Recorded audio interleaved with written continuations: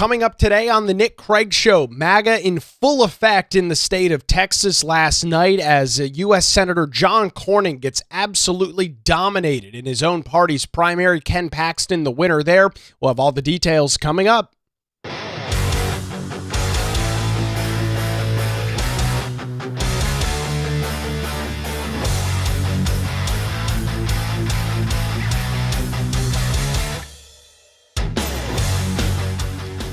And a good Wednesday morning to you. Welcome into the Nick Craig Show, streaming live this morning on YouTube, Rumble, X, and Facebook. Don't forget that you can take the show with you anytime, any place, anywhere, completely free in your favorite podcast app. It's real simple. Just search for the Nick Craig Show or visit the website nickcraig.com.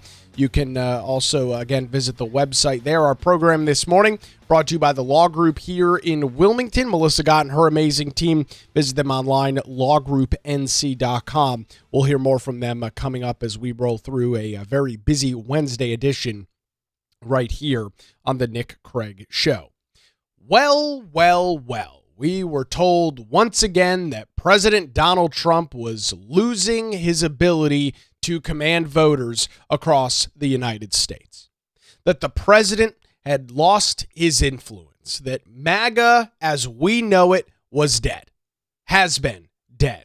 This has been a consistent talking point, not only from those on the left, but those in the establishment right that have been consistently over the last couple of years trying to dwindle away at the president's influence within the Republican Party. And I say to you, as confidently as I possibly can, watching primary election results over the last couple of weeks, anybody making those statements is dead wrong.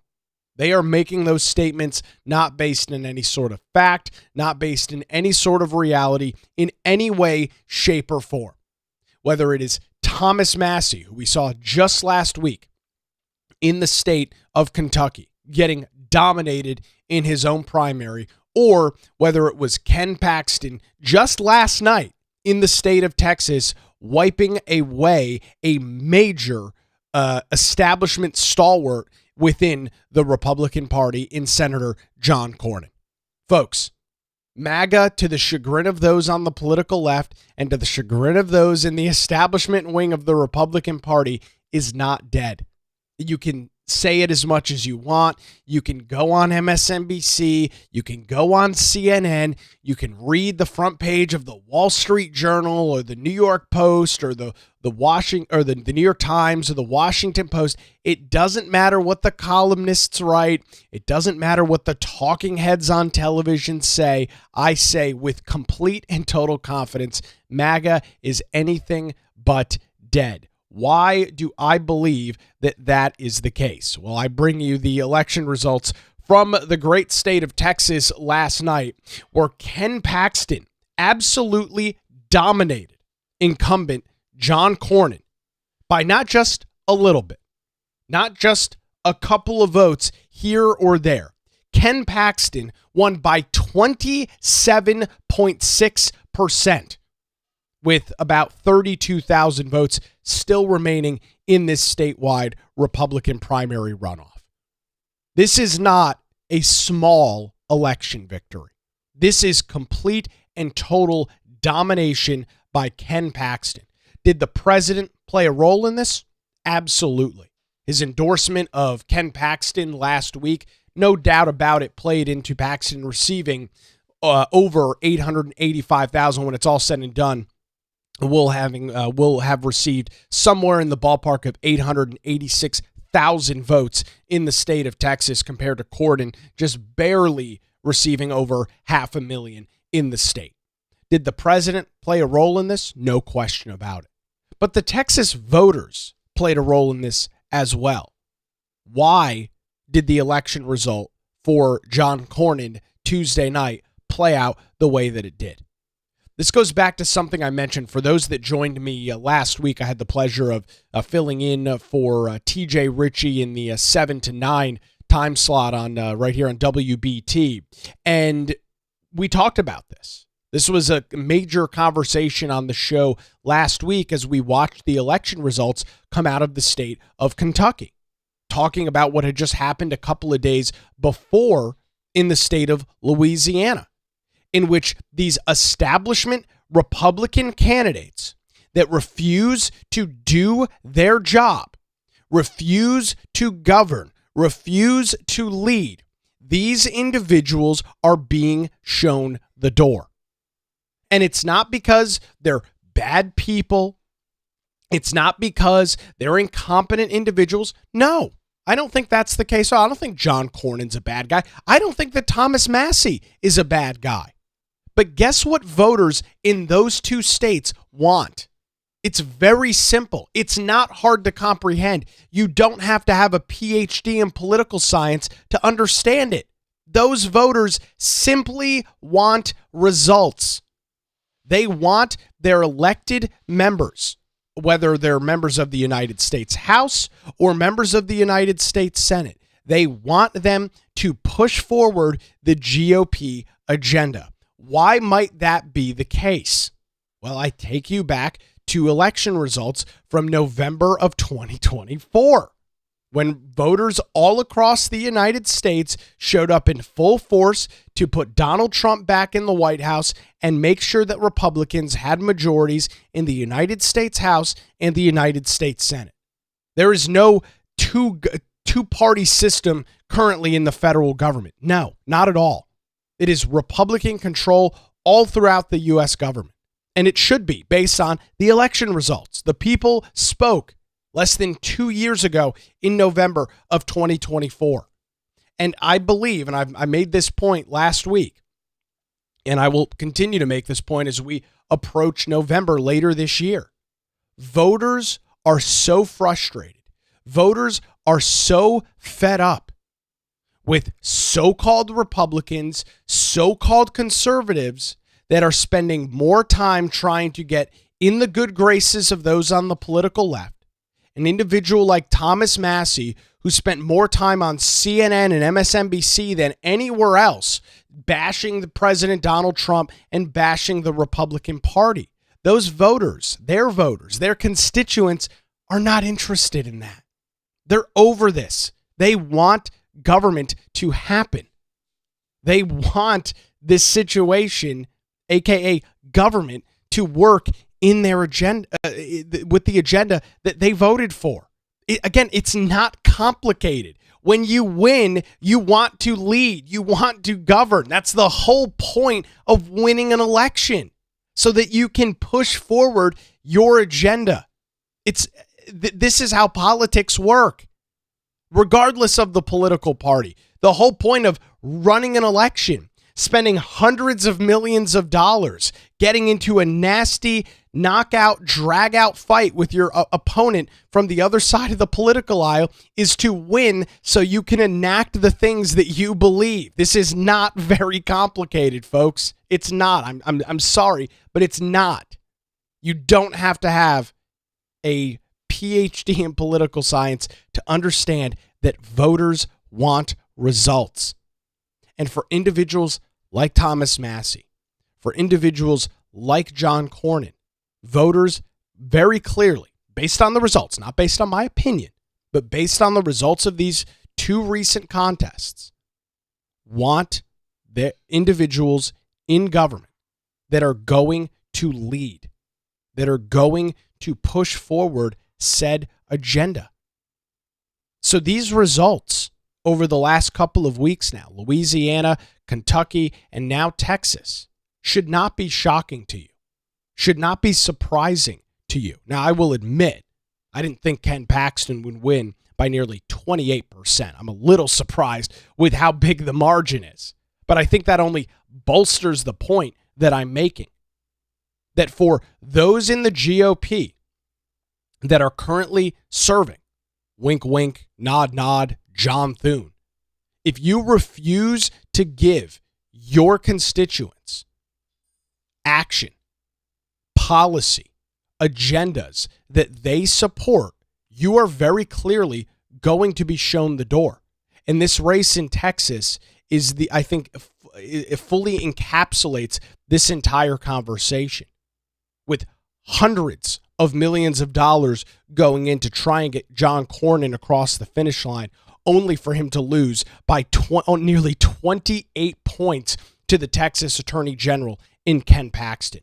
This should be a major wake-up call for do-nothing Republicans in Congress. Major wake-up call. If this is not enough to sober you up into what is going on across the state or across the country right now, if this is not enough to make you strongly believe and strongly feel that you need to do something as an elected member of Congress, whether you be in the United States House or the United States Senate, you're screwed. You have absolutely no chance of winning an election and moving forward. I'm sorry, but that's the case. I mean, that is the case with absolutely no shadow of a doubt from me at all. So we're talking about the election results in Texas on Tuesday night. Texas Attorney General Ken Paxton absolutely dominating incumbent U.S. Senator John Cornyn in the election results last night, winning by a margin of 27.6%, which is, from any account, an absolute blowout in terms of electoral victory in the great state of Texas on Tuesday. And as I just mentioned in the just mentioned a couple of minutes ago, this is not surprising to me. And I will argue that it is not and should not be surprising to you as well. Let's kind of roll back and pull back a couple of the layers on this race. The establishment GOP, including Senate Leader John Thune, who pulled out every stop to make sure that John Cornyn won his race in Texas last night, which of course he didn't, wasted over $100 million worth of donor money that is now gone. This cannot be understated and in any greater terms. There are now $100 million worth of GOP donor money that is not going to be available to Ken Paxton in the general election. There is not going to be $100 million extra GOP dollars to make sure that somebody like Michael Whatley gets over the finish line here in the state of North Carolina. When you waste, and I feel like it is accurate to say at this point, when you waste $100 million to lose by nearly 30 percentage points, that money was not well spent. This was not a close election. This was not just a couple of points here or there. This was hundreds of thousands of voters and a margin of 27.6%, with about almost 100% of the vote in as of right now. There will be likely a couple of tens of thousands of votes from that will have to be counted. Probably some mail ballots, a couple of other things that need to be done, but nothing that will shift this margin in any significant or any meaningful way, with more than 1.5 million votes in this contest in total. This was not well spent money, but the establishment dug in, and they dug in deep. $100 million, according to multiple individuals that did analysis of the spending in this race, looked at some of the details in this contest, and were able to look at some of the independent expenditures and the variety of spending that went on. $100 million gone, completely evaporated. Those donors have already been tapped for that money. This is an excruciating loss for the establishment. This is an excruciating loss for those that still have this mindset that MAGA and the Trump movement is still just some sort of flash pan, that this is just some very short-term thing that has no lasting effect. I don't know what kind of reality needs to set in for these people, but it's been 10 years now.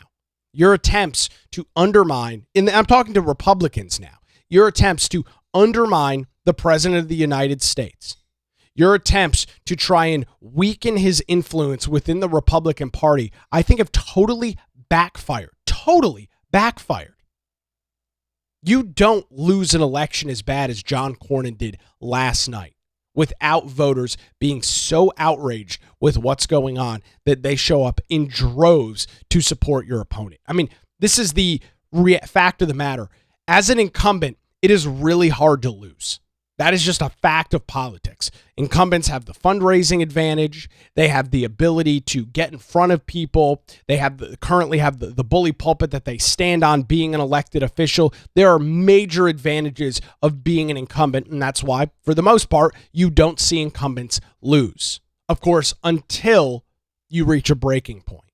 And I would argue to you that voters, Republican, conservative, MAGA, whatever you want to name them, these voters have hit a breaking point. And that is in large part why John Cornyn lost this Republican primary.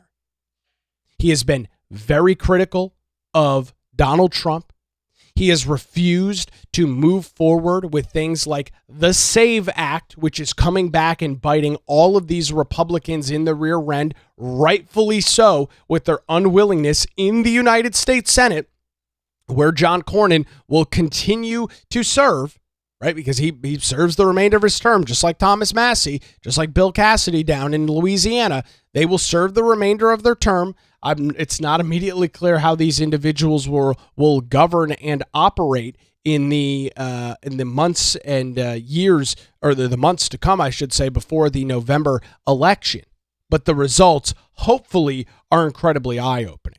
Here's John Cornyn taking the stage last night after this crushing election defeat. Well, good evening, everybody. After a public service career lasting more than 4 decades and 18 consecutive campaign wins, tonight we've come up short in this primary runoff. You know, a few years ago, I had a friend of mine say, "You know what makes God laugh?" He said, "When we make plans." I've spent most of my time in the Senate building the Republican Party in Texas and in the U.S. Senate, and I've always supported the Republican ticket, and I intend to do so again in this general election. Well, that is very good news to hear. That's the voice of John Cornyn that you were just listening to, saying that, yep, it's a brutal election loss. I've had the ability to win 18 elections, but unfortunately not this time, but I will support the Republican ticket. Great news there from him. And here is Ken Paxton at his election victory last night as well. Really, I think, hitting on the key issue here. Take a listen.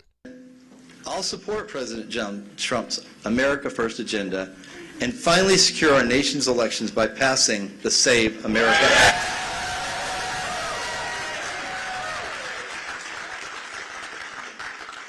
I've taken on Big Food and Big Pharma as Attorney General, and I'm going to continue doing that in the Senate because making America healthy again is critical for our nation's future.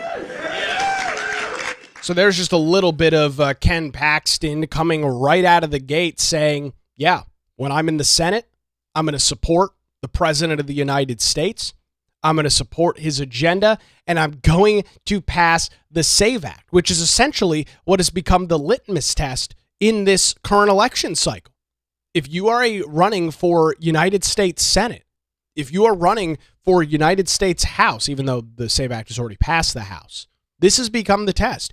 Do you support the SAVE Act? John Cornyn doesn't and didn't. He said as much in an interview just last week. I was watching, I saw that on social media yesterday. He's like, well, I've got some objections to the way that it's written, and it's going to make it very hard for people to vote. Literally just parroting left-wing talking points on the SAVE Act. Conservative Republican voters have said, enough. Stop buying into the talking points. Stop bowing down to the left. We want results. We're in charge, and we want to govern. That's it. Plain and simple. And of course, the conversation has already transitioned over to, well, Donald Trump has now screwed up the state of Texas and is going to cost a Republican seat that they have held for 30 years. I'll get into the ridiculous immediate reaction to that coming up here in just a couple of minutes. But before that, I want to tell you about the law group here in Wilmington and thank them for their continued support of the Nick Craig Show, reminding you that when legal challenges arise, make sure you put your trust in the law group.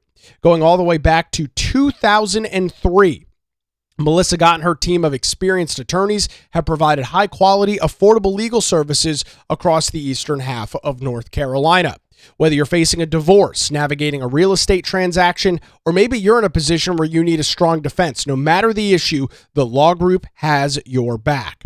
Their dedicated team ensures your questions are answered and issues are resolved as quickly as possible. Great news, ladies and gentlemen. They're located in downtown Wilmington and just a phone call away at 910-251-6088, or you can visit them online at lawgroupnc.com. That's 910-251-6088, or online lawgroupnc.com. It's the law group, experience and dedication you can rely on.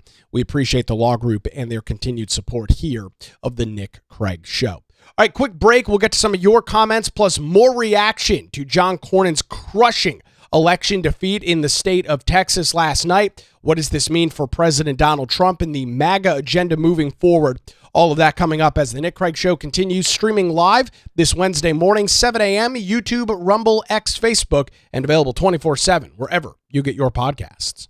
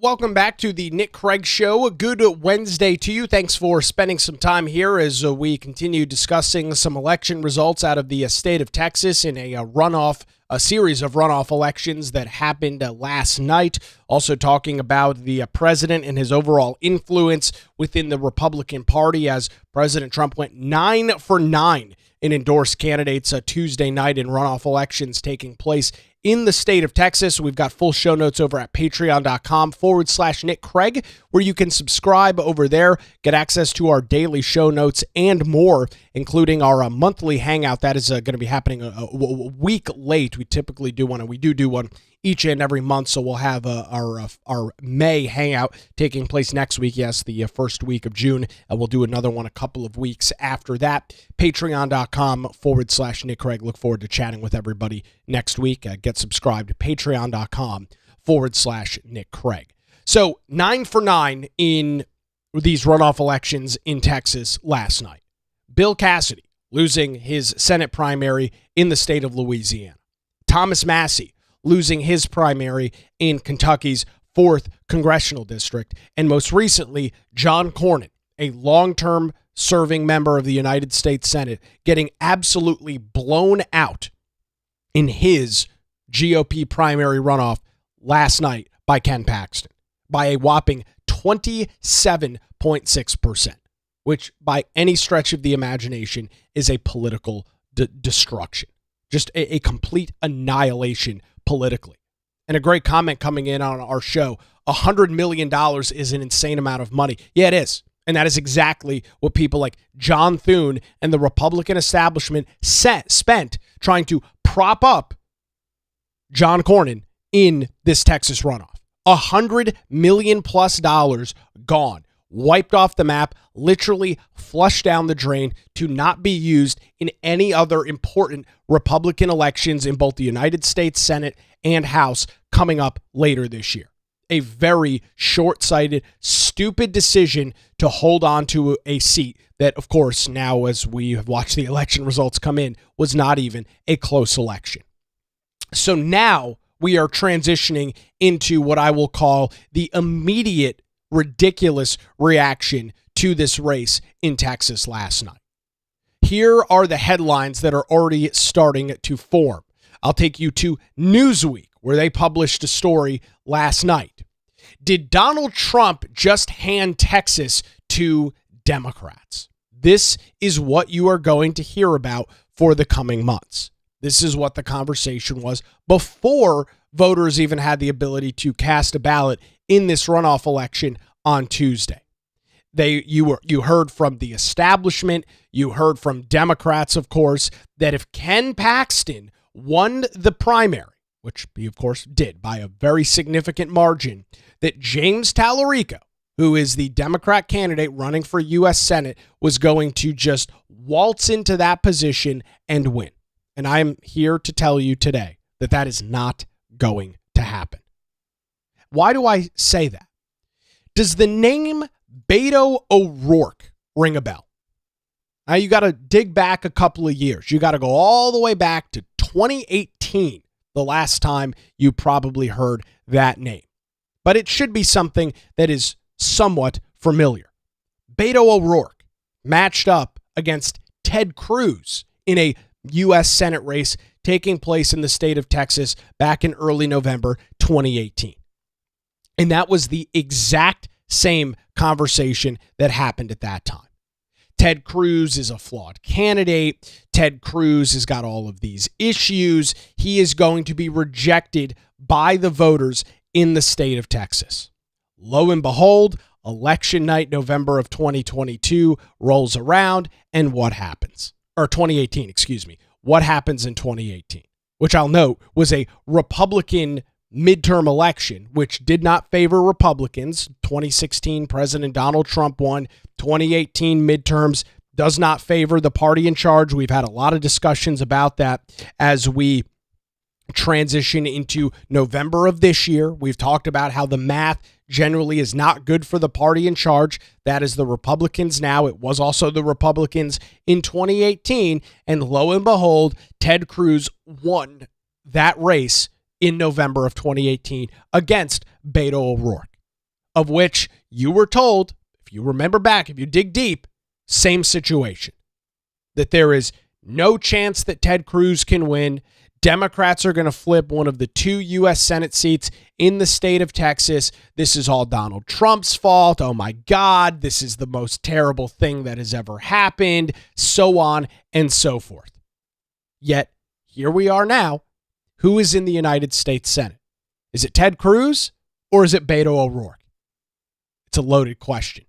It's Ted Cruz because he won by more than 3.5 percentage points on election night in November, which I will say for a general election, a 3 percentage point margin is a pretty significant victory. It's not the Republican primary results that we're talking about right now, but a 3-point election win is pretty significant. That's not a contest that you say is super close.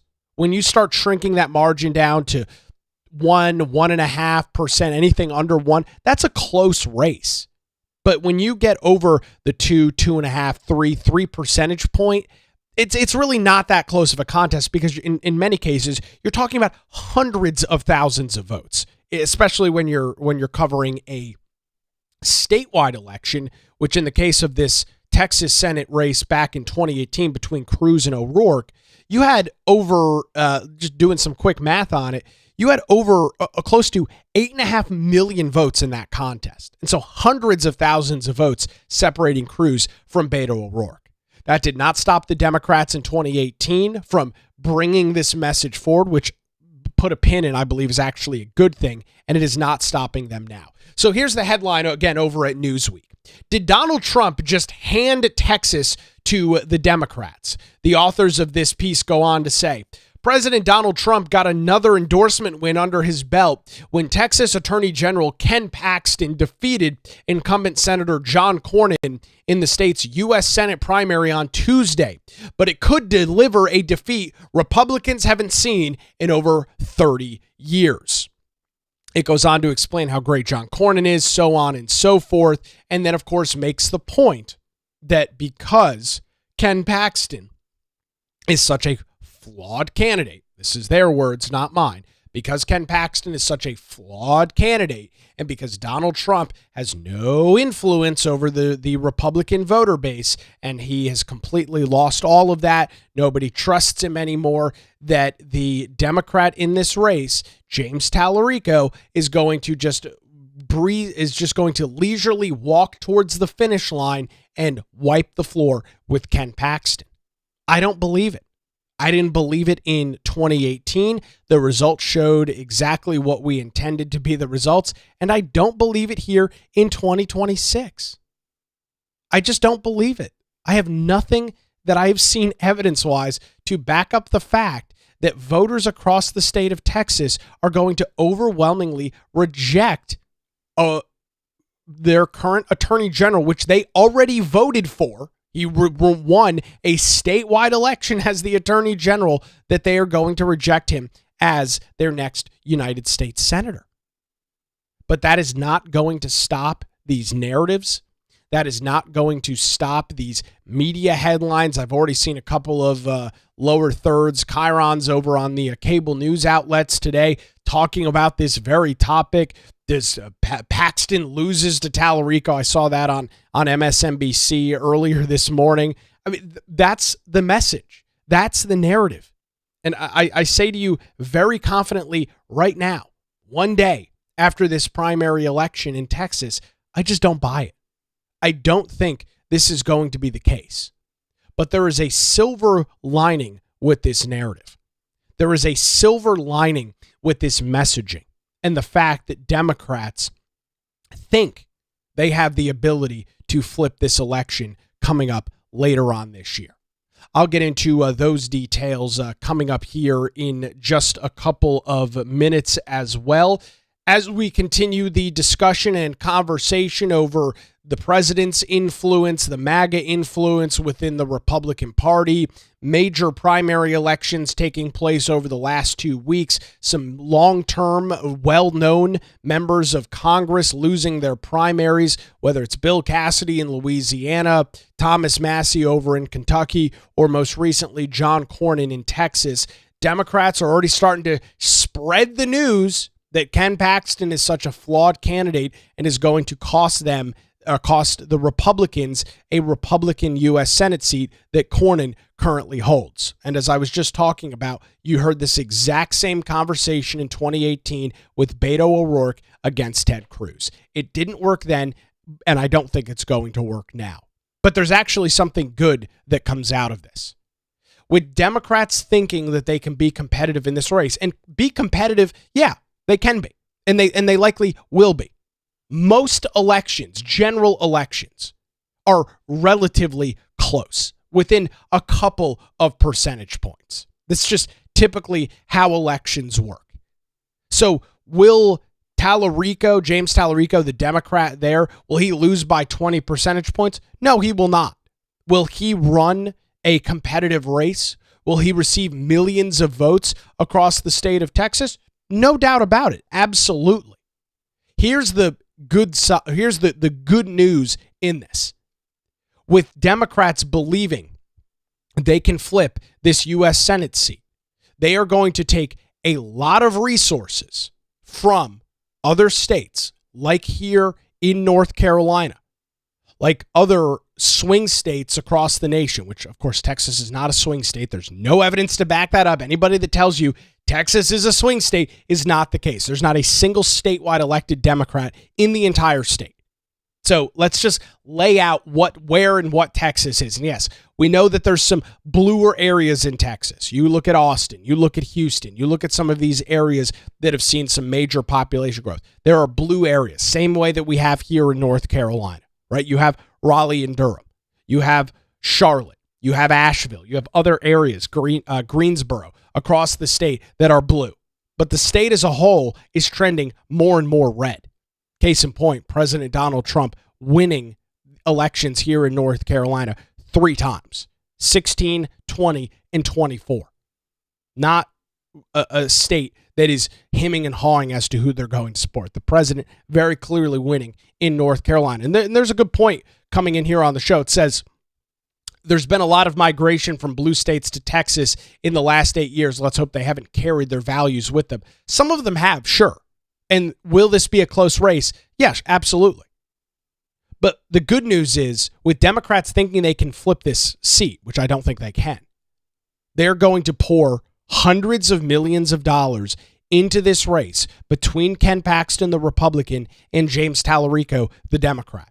And that is going to take money out of other key races that they need. And so I actually think this is a good thing. I think it is good that Democrats are under this thought that they can flip this race.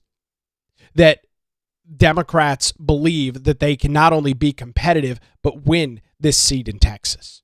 Because it will, again, take away resources from other Democrats like Roy Cooper across the rest of the U.S. that are running in competitive races as well. Right? I mentioned the $100 million that Republicans flushed down the toilet in trying to get and pull John Cornyn over the finish line. That's the same thing with Democrats. When you have to reallocate or move resources around from one race to another, that affects whatever races you are, of course, taking that money from. I believe that Ken Paxton will win this race. And you're going to hear a lot about him in the months to come. You're going to hear about his impeachment as the Texas Attorney General. You're going to hear about all of the scandals and controversies. All of this stuff is well known. All of this stuff is out in the public. Voters in Texas know exactly what the difference is between James Tallarico and Ken Paxton. And I strongly believe, looking at the state of Texas, looking at more recent election results from across that state, that this is a very clear victory for Paxton. I strongly feel that that's the case. So a little bit of a silver lining there. I am hopeful that Democrats try and pour hundreds of millions of dollars into that United States Senate race and take those resources away from other contests.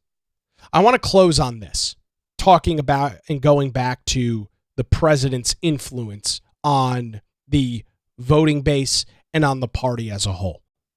I'm starting to sound like a broken record, but I feel like there are still a large group of people that are not understanding what's going on here.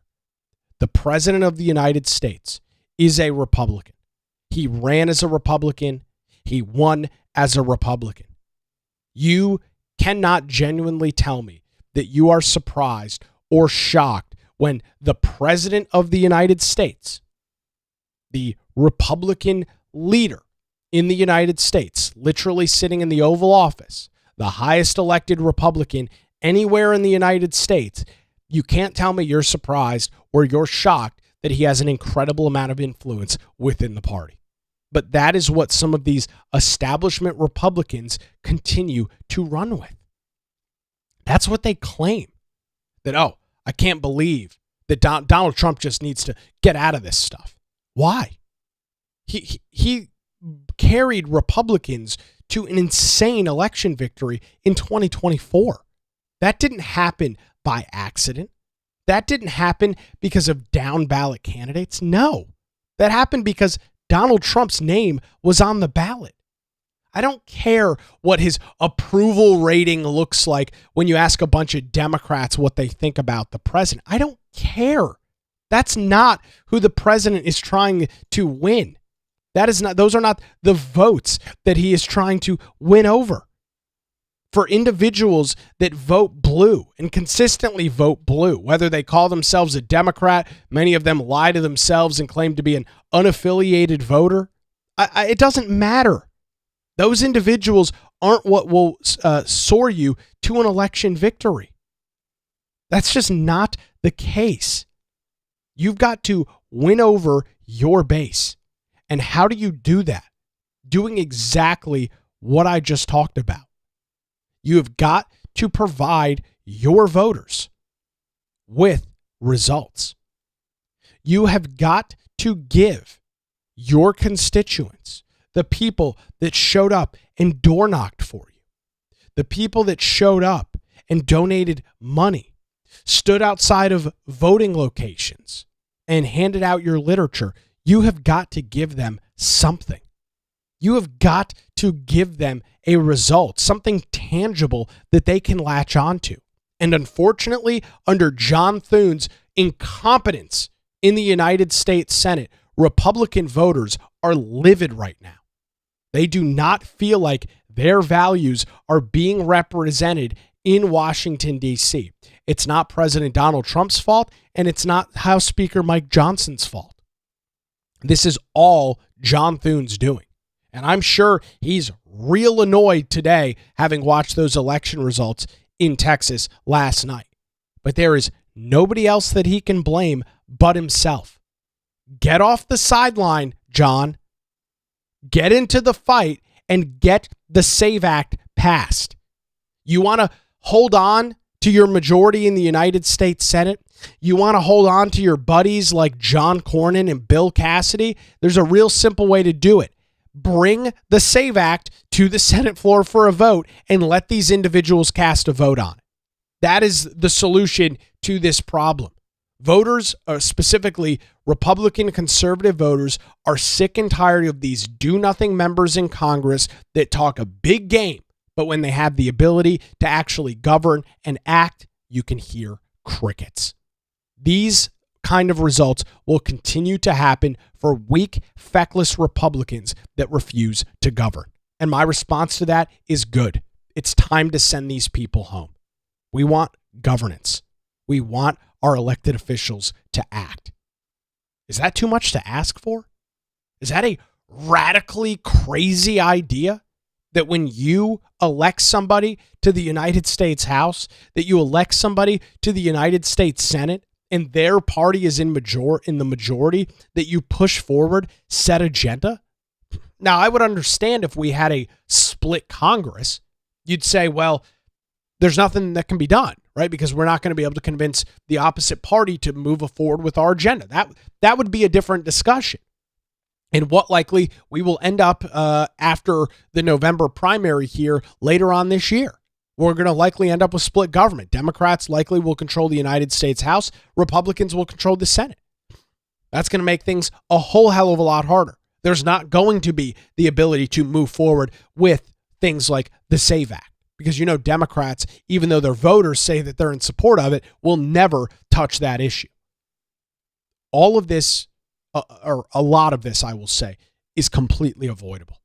Republican members of Congress need to get off their ass and govern, lead, give your constituents, give your voters what they want, which is moving forward the Republican agenda.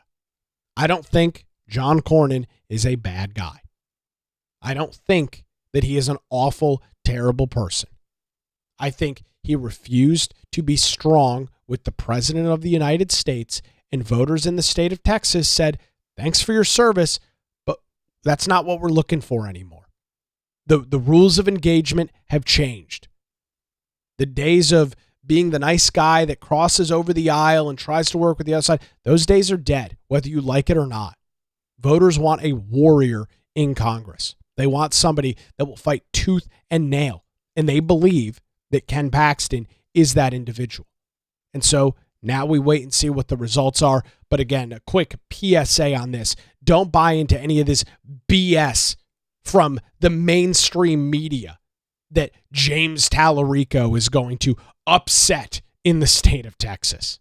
I don't for 1 second believe that's the case. Even Tallarico's own internal polling shows a very competitive race. And when your internal polling shows that, that's not a great sign because, of course, the internal polling is very biased. So we'll keep an eye on this, and this will be one of the many contests that we keep an eye on as we approach November coming up later on this year. Well, that's going to do it for a Wednesday edition of the Nick Craig Show. Thanks to the Law Group here in Wilmington for their continued support, lawgroupnc.com or 910-251-6088. The Nick Craig Show streams live weekday mornings, 7 a.m., YouTube, Rumble, X, Facebook. It's also available 24/7 in your favorite podcast app. Thanks for joining us. We'll do it again tomorrow morning right here on the Nick Craig Show.